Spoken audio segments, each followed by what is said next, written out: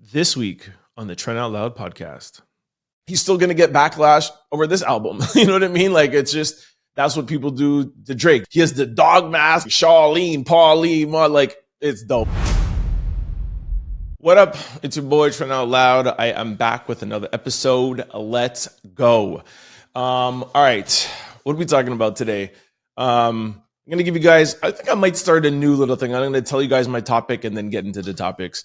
We're going to talk about Jada on the Breakfast Club. We're going to talk about Draymond Green. We're going to talk about Cincinnati Bengals. We're going to talk about Keke Plamer. We're going to talk about Drake dropping a new album.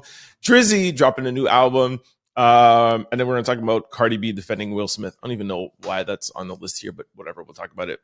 I think we're going to leave the sports to the end. So we're going to do Will, Keke, Drake, and then anyways, let's just get into it. All right. So, Jada, I woke up this morning and I saw Jada. Actually, no, sorry. Yesterday, the Breakfast Club put out a snippet that Jada was going to be on the Breakfast Club. I got super excited. Everyone's like, oh my gosh, I can't wait for it. Woke up this morning, saw that it was released, watched it right away, even before I started working out. And why? Because like everybody, it's like, oh my gosh, what's she going to say next? What's she going to say? Blah, blah, blah. And I don't know, like, it wasn't a bad interview, but I don't know if Jada is just done with the clickbait headline. And I'm going to tell you something that she said that I found interesting, but there was just nothing to like pull out the interview to put online. Like there was nothing out of the interview that was revealing, or she didn't say anything surprising, say anything that we haven't heard before. So yeah, I don't think there was a piece of the interview or anything new that we found out, I think is more what I'm trying to say. So it was kind of like lackluster, right? There was nothing like, oh my gosh, did you hear what she said?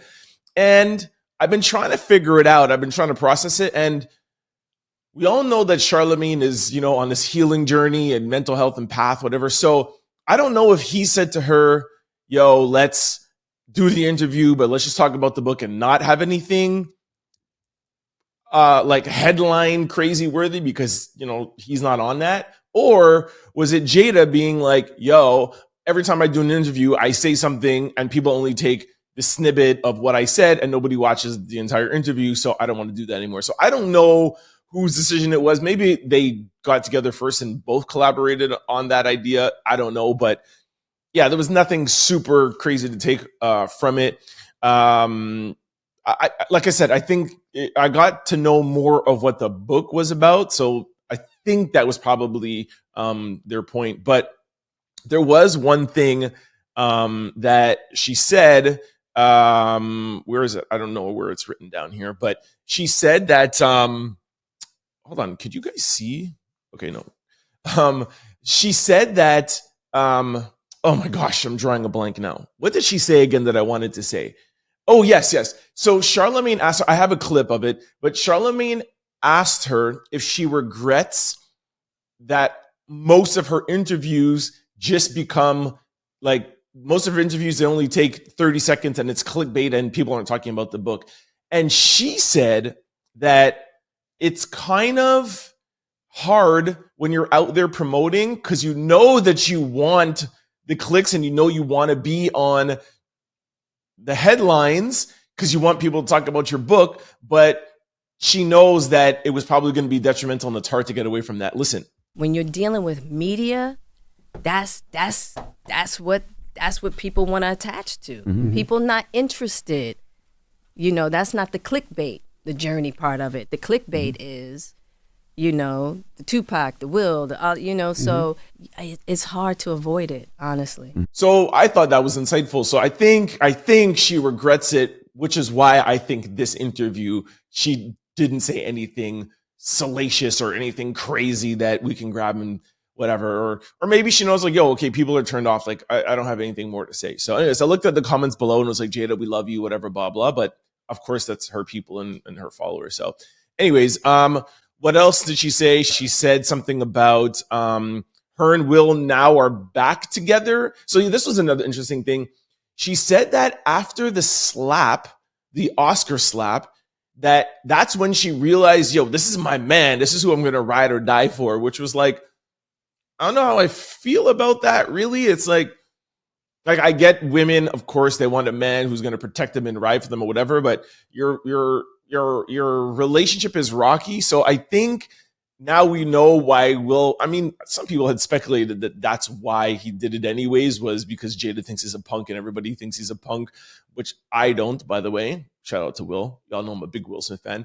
But so I think maybe now we know, or maybe most of you already know, but it's kind of more confirmed where, yo, he did that really to get Jada back, and it worked. You know what I mean? So he sacrificed, his public image persona, because he knew that that's what Jada would like. So there we go. We have the answer for the reason why Will Smith slapped Chris Rock.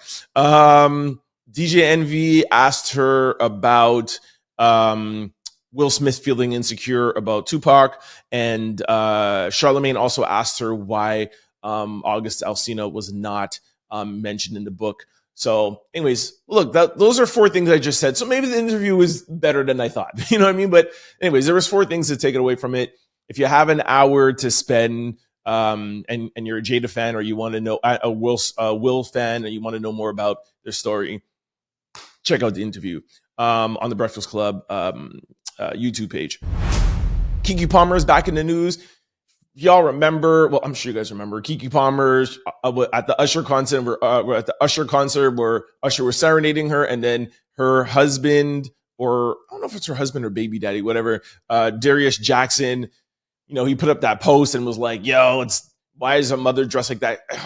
Caused a whole big thing. Anyways, Keke is now coming out saying she's putting a restraining order on him because he was mentally and physically abusive to her. Somebody recorded her mom cussing Darius out, and it's a whole big thing. And it's just crazy that, one Usher concert, one thing has totally, you never heard nothing about this dude before, and now they're all crazy in the news or whatever. But anyway, shout out to Keke. I hope she gets the healing that she needs. I feel bad. I mean, they have a kid, and now they're, it's a crazy situation, but shout out to Keke. Anyways, the topic I really want to get onto is my boy Drizzy announced yesterday or last night that he's dropping another album. We are getting more Drizzy music. I'm excited. Scary Hours 3 is dropping tonight at midnight. And he's saying that, I don't know how true this is, but he's saying that this is not leftover material from the last album, and this is all brand new music. He said the day that for All the Dogs dropped, he didn't have any music from this for this album that he's dropping tonight. Not even one bar was written, so it's all fresh music. Like I said, I don't know. You're telling me not 1 or 2 are from that, but like I said, who am I to? Like I always say, who am I to say I don't believe you? So if that's what Drizzy said, I guess you gotta believe it. But anyways, people are saying not people. I heard Charlemagne ask Envy, are we? Is he doing this because all the backlash he's getting? And I don't think so at all, because he's still gonna get backlash over this album. You know what I mean? It's just that's what people do to Drake, because he's so high. He's the best. He's the best-selling artist. He has all the accolades. Blah blah blah. So whatever, man. I'm excited about it. I can't wait to hear it. Drizzy's dropping. Let's go. And other Drizzy news. My gosh, I sound like a Drizzy groupie, man, but whatever. He's my favorite artist. What do you want me to tell you? He also dropped, him and Cole also dropped a video for First Person Shooter. Super dope video. People are saying it's video of the year. I don't know if it's video of the year. I think people are just excited because they spent money on it. The graphics, not the graphics, but just I can't find a word right now, but they put a lot of money in it. It's an expensive video. When you not technology, what's the word I'm looking for? This is that at times where I wish I had somebody else on the show that could help me find my word. When you have a high motion, a high budget movie that has a lot of, what is the word?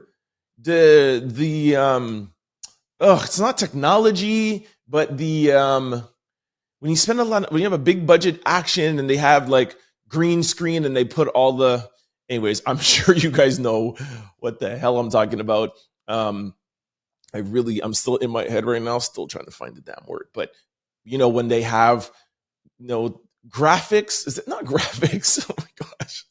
I wonder if you guys are in your car at your house right now being like, this is the word, Trent, because I know y'all know what I mean. When you have a movie, like a movie, and they put in a lot of, what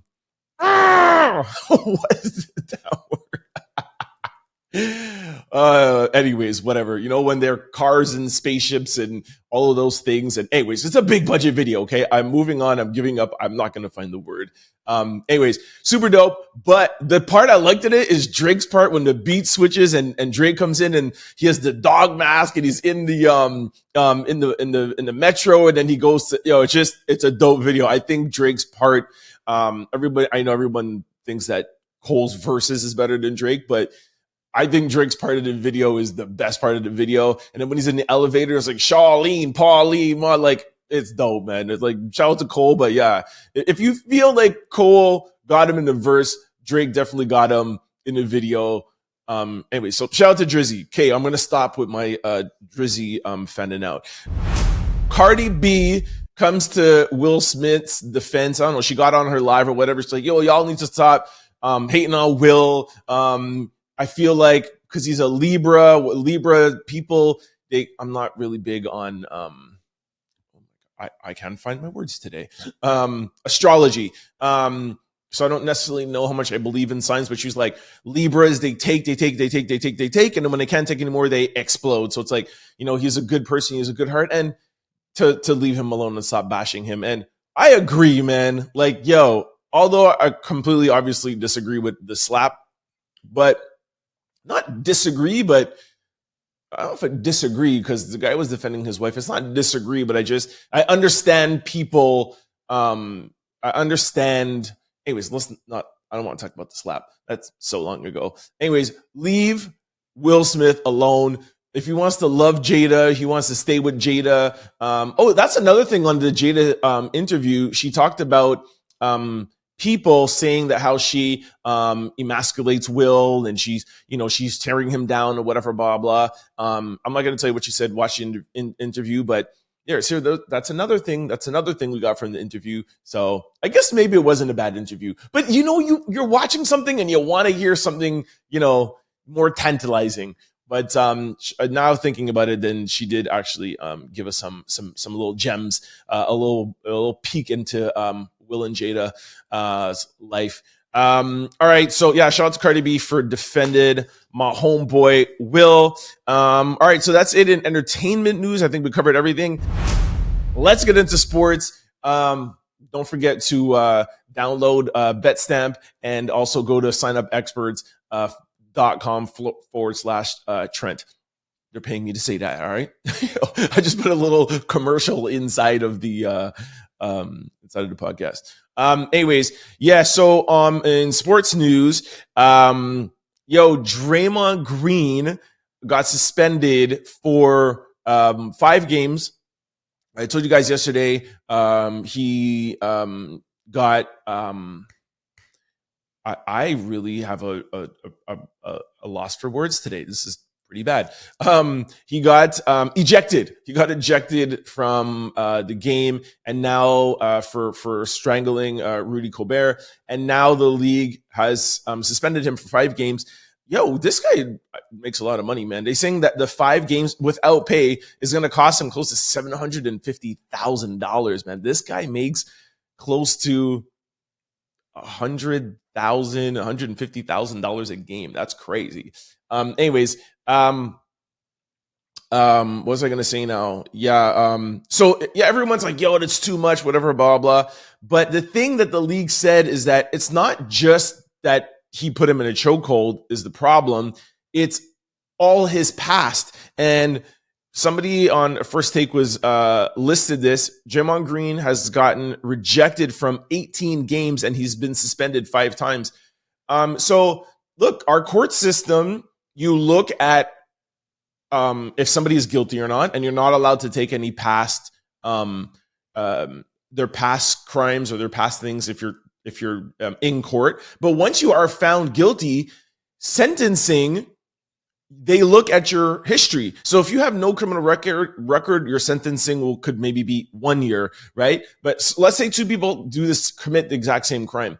If I have no prior convictions, I might just get probation. But if you have done 2 or 3 crimes already and you do the same crime as a person who doesn't get any jail time, you might get 2 years or 3 years. And then whatever, sometimes they say like, when you have 3 strikes, you're out. Like, okay, man, we put you in jail 3 times. You're obviously a problem. So getting back to Draymond now that's why he's suspended for 5 games, because they're looking at his past, which I agree with. Like, you gotta, you can't look at that deciding if someone's guilty or not. So was he guilty was it wrong for him to strangle and put Rudy in a chokehold? Yes. And Draymond has a history of doing crazy things on the court. He's been ejected from 18 games. So you got to look at the man's history, and your penalty is to stop you, for you to learn your lesson, to stop you from doing these things. The problem is that this ain't going to stop Draymond, bro. When you can suspend Draymond for 10 games, this is who Draymond is. Like, this is just who the man is. He'll come back after the 5 games. In the 6th game, he'll do the same thing again. That's just who Draymond is. So suspend him as many times as you want. This guy's going to ride out for his team, especially people on his team. And he's just going to ride out, man. That's how Draymond is. Cincinnati and Baltimore are playing tonight. It's going to be a crazy game. I got to check the spreads on BetStamp, but I'm sure they're probably close. Let me check right now, actually. Go to your app store right now or Google Play, download BetStamp, use promo code TOL. Anyways, the spread on tonight's game is 3 points. 3 points. Pinnacle is giving 3.5 for Cincinnati. So, but I think it's because they're playing at Cincinnati, right? When you play at your home, you're given... Let's see where they're playing. You're given 3 points automatically when you're playing at home. Oh, no, they're playing in Baltimore. Yeah, okay, so that means, so hold on.